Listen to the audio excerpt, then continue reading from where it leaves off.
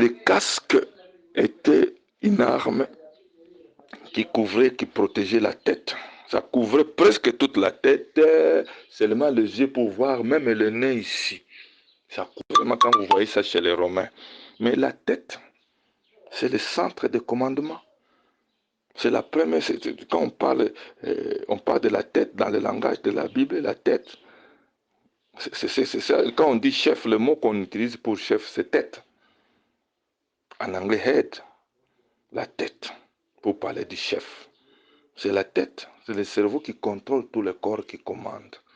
Et alors maintenant, on a appelé casque du salut. L'apôtre Paul est inspiré. Parce que c'est le salut qui commande tout, qui dirige notre vie. Tout ce que nous faisons comme lead, c'est par rapport à elle. C'est parce que nous sommes sauvés.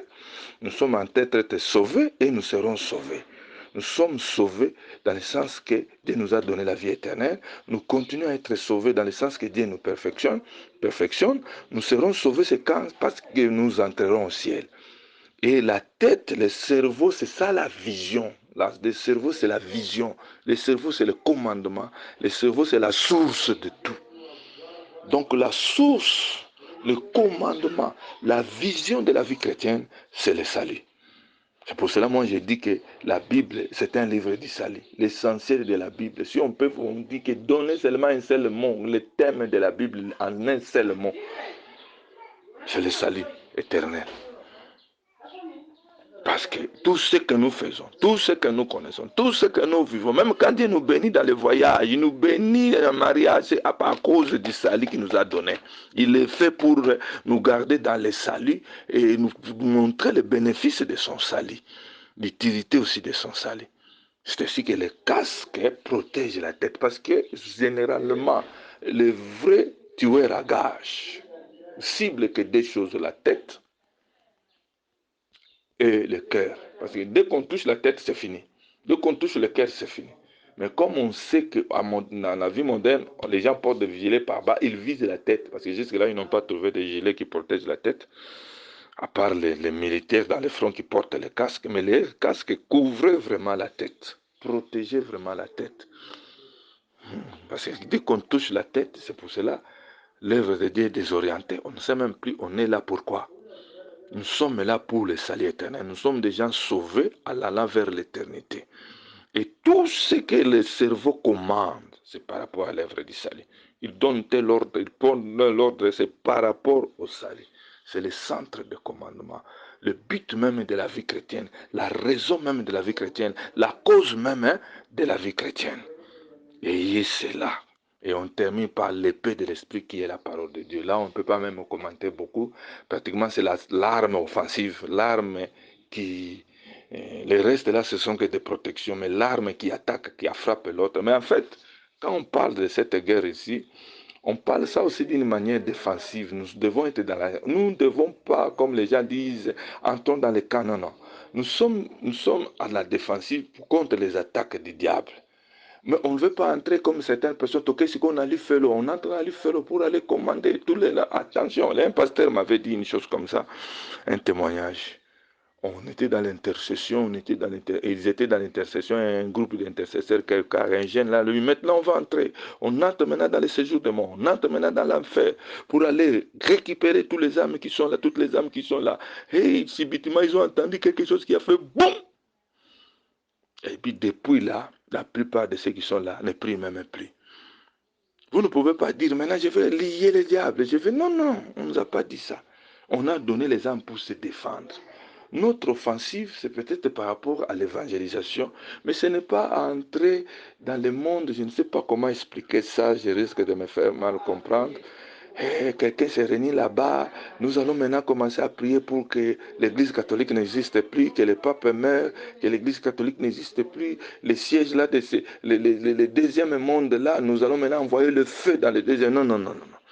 C'est par rapport aux attaques du diable qui viennent vers nous, nous défendons. Et notre offensive, c'est par rapport à l'accomplissement de la volonté de Dieu. Dieu nous a donné, nous a dit, tout pouvoir m'a été donné dans les cieux et sur la terre. Allez. Nous gagnons les âmes, c'est sous l'autorité de Dieu. Mais le diable, avec ses forces-là, avec son royaume, sera toujours là, jusqu'à ce que Christ lui-même les prendra et les jettera en enfer, comme la Bible le dit là-bas, au millénium, et puis après le millénium. Ce n'est pas à nous d'aller, on dit on attaque maintenant les royaumes de Satan. On attaque maintenant les royaumes de Satan. Donc s'il y a un cas particulier à nous, nous prions, nous chassons les démons. On ne fait que chasser les démons. On ne veut pas faire disparaître les démons. Il y a des gens qui ont fait des choses comme ça, il est dans des prières, et tout ça, et il veut, je ne sais pas moi, dans cette ville ici, je vais... Bon, gagner les âmes, prier, gagner les âmes. Il y a des gens qui viennent, oh non, il y a un prince des ténèbres qui domine à Lubumbashi, attaquons-le pour bien évangéliser. Il n'y a pas une écriture comme ça. La Bible dit seulement prier, allez gagner les âmes, ils viennent à l'église. S'il y a un prince à Lubumbashi, des princes des ténèbres à Lubumbashi, à Cape Town, je ne sais pas moi, à Rome, Dieu seul sait comment il les traitera. Ça, ce sont des fictions qu'on a amenées dans les choses de Dieu et qui ont compliqué aussi beaucoup de choses, beaucoup de gens inutilement. Allez-y, la façon de gagner le Lubumbashi, c'est l'évangile, la prière, gagner les âmes. Dans cette Lubumbashi ici, par exemple, comme je peux le dire, tout le monde ne sera pas sauvé. Parce que la Bible dit, Dieu a tant aimé le monde qu'il a donné son Fils, afin que quiconque, nous allons gagner les quiconques là. Mais les ténèbres, allez-y croire que nous allons arrêter Satan, nous allons les lier, nous allons empêcher tout ça, attaquons, allez-y voir la vie de ces gens-là. Ça, ce sont des fictions. Voilà, on dit l'épée de l'esprit, qui est la parole de Dieu. Parce que la parole de Dieu, l'épée, c'est un instrument de jugement. C'est ainsi que la prédication, c'est aussi un jugement. Pas toujours le jugement de quoi. Dieu nous juge comment? Il nous sépare avec les mauvaises choses. Parce que la parole est là pour séparer le mal et du bien. C'est ainsi que quand nous prêchons, la parole de Dieu est en train de parler pour discerner ce qui est vrai, ce qui est faux. C'est-à-dire que quand vous écoutez la parole te convainc que ce que tu fais là est mauvais. Ce n'est pas toi qui es condamné, mais ce sont les mauvais actes là qui sont condamnés. C'est par toi. Hein, comme on dit, l'épée, les couteaux à double tranchant qui séparent jointes, qui séparent moelle et tout le reste là. La parole de Dieu pénètre pour regarder, détecter tout ce qui n'est pas la volonté de Dieu dans la vie d'un enfant de Dieu. L'épée vient là-bas pour le mettre et les séparer de toi. Dieu a jugé, il a trouvé que ça, c'est pas bon.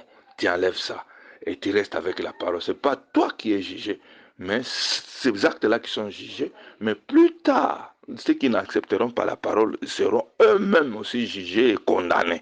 Pour le moment, Dieu ne nous condamne pas comme tel, mais il condamne le mal et nous devons nous séparer de ce mal-là. Vous voyez un peu l'histoire de Gédéon, quand il a vu les Madianites, là, il a entendu les Madianites, l'autre qui avait rêvé le pain d'orge, qui roulait, qui renversait des tentes.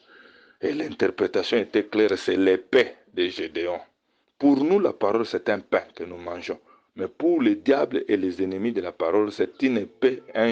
Pour les mauvaises choses, pour le mauvais enseignement, c'est une épée, un instrument de jugement. Le pain, c'est une nourriture. On a parlé de pain d'orge qui était le pain des pauvres. Ben, nous savons que ça parle de Christ qui s'est fait pauvre. Mais quel est le pain qui roule, qui frappe? Qui frappait quoi? Les tentes des Madianites. Mais ce pain-là, c'était une épée, parce que l'épée, c'est un instrument de jugement. Mais pour nous, l'épée, c'est une nourriture. Christ est pour nous vie. C'est pour cela l'apôtre Paul dit, nous sommes au dehors de sainteté pour ceux qui sont sauvés, au dehors de la mort pour ceux qui sont perdus. Voilà un peu en bref la petite étude des armes spirituelles, mais on conclut aussi par la prière. La prière aussi, en fait, c'est aussi une arme. Prier en tout temps, en tout lieu, pour que toutes ces armes soient effectives dans votre vie réelle, tout ça. La prière en tout temps, en tout lieu, toutes sortes de prières. Merci beaucoup.